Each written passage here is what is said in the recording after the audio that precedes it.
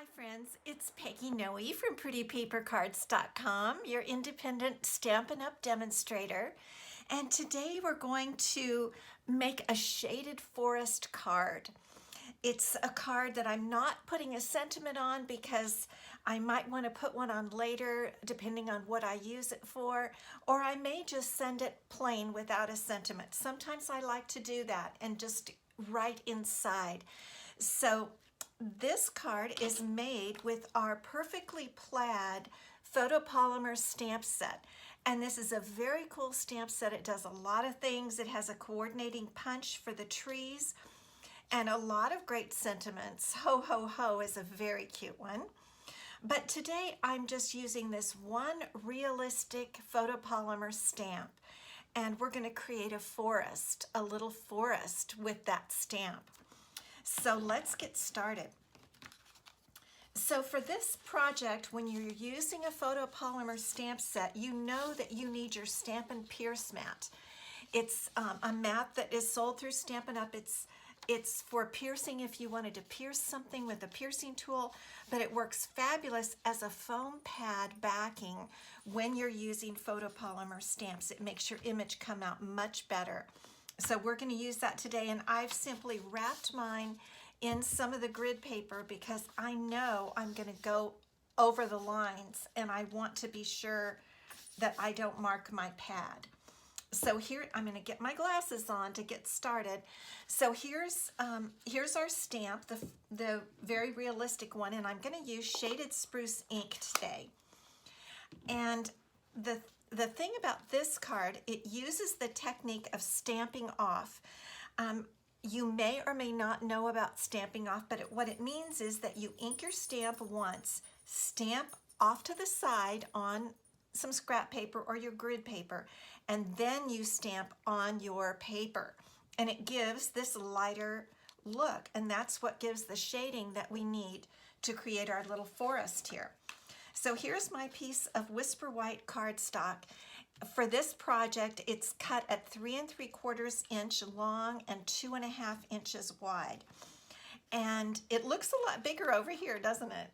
But it's just this little tiny piece. So let's get started. So we're going to ink our tree. Now, one thing I want to tell you is I don't always get total coverage. I may not push hard enough or something, so I turn my stamp over, and I don't know if you can see, but there's not enough ink there in the center. So I'm going to go back and press a little more to get that covered. Okay, now I'm going to stamp off to the side, and now I'm going to come in and stamp kind of up close to the top on the right-hand side with some of the tree hanging over, okay? And then I press in the center. Okay, and so we're going to do 4 of the stamped off trees across. So the next one I'm going to go down a little bit, and if you cover a little bit of the bottom of the tree, it's okay. So I'm lowering this one, coming over a little bit, and stamping. Okay, 2 more. This one I'm going to go back toward the top and stamp it over a little bit there. Okay, and for our last one with the stamping off, I'm going to come down, and part of this will be off to the side also. Okay, there are the stamped off trees. Now we go back in with the full inked stamp. And I want to tell you, sometimes because it doesn't get in there, because I must not press it hard enough, sometimes I go off to the corner of my pad and get a little bit in the center. And then I come back to even it off to make sure it's evenly inked. And so the first of the fully inked stamps I'm going to put in between these 2 trees and lowered a little bit. So it covers part of the tree, the other trees, but it shows like it's right in the very front, doesn't it? And then this one I'm going to do the same thing. I think I'm going to go down even a hair more to differentiate it and over a little bit. I played before I did this video to see just where I wanted to put my trees, and you should do that too. Okay, so there we have our little forest. Was that easy or what? And depending on where you put your trees, it looks different times. Now let's put our card together. So the first thing I'm going to have is a piece of basic black cardstock that I've cut to 4 1/4 by 3. So it's actually a 1/2 inch larger on all sides than the Whisper White piece. And I'm going to use Stampin' Dimensionals to raise this up. We always like to do that. It gives dimension to your card. That's why I guess they're called Stampin' Dimensionals. And so I usually like to press those and then just take off their little covers. Have you ever walked away from your stamping table or your stamping desk with those little things on your feet? I have. They get everywhere. Okay, so we're going to put this right in the center. Let's see if we can get it really centered. Up a little. Okay. Now we're going to do this. First, we're going to put this beautiful red gingham on the card base because it's easier to get this evenly onto the card base by doing it this way first. And for this, I'm going to use my Tombow multi-purpose glue. And this paper is from the set called Toile Tidings, T-O-I-L-E.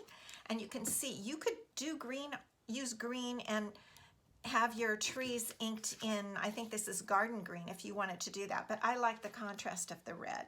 So I'm just going to put that on my card base. And I love the glue because I can move it around and get it just where I want it. Okay, that looks good.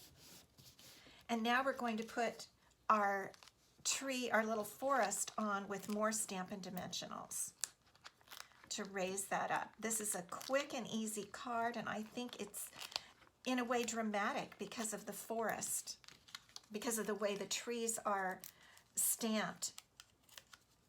So we're going to get our little flyaway pieces off there.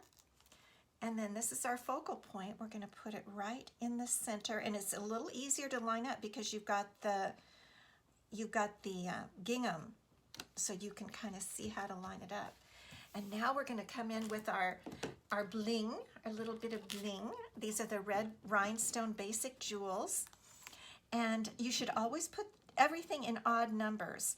So I have 4 trees and 3 trees, that's 7, and I'm going to use 5 rhinestones.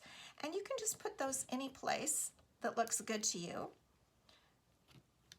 I'm going to just put them as if they were kind of stars or something like that. And try not to get them in a straight row. And since we've got 5, that's an odd number, which is more pleasing to the eye. So there's our card. Quick and easy, right? And dramatic. And maybe I could have changed the way I did those trees. I might do it on my next one. You can just change it up and experiment, but I think it's a really nice card. You could use one of the sentiments, the ho ho ho or something on the outside, but I really like it just plain. And I'm going to show you where to find this if you have the Stampin' Up! Holiday Catalog for 2019, or you can get it online. I'll try to put the link down there under the YouTube video. It's everything I've used today is from, well, except the red rhinestones, is from the Wrapped in Plaid suite, and it is fabulous. The bundle is the stamp set and the punch, but there's also some other beautiful paper, gold foil mini pizza boxes, a beautiful ribbon, and here's a little bit more. This is a close-up of the stamp set. So thank you so much for stopping by today. Oh, I forgot to show you the envelope, and I stamped a tree on the envelope. So that's how you would give your beautiful card. Thank you, and I hope to see you again. Bye-bye.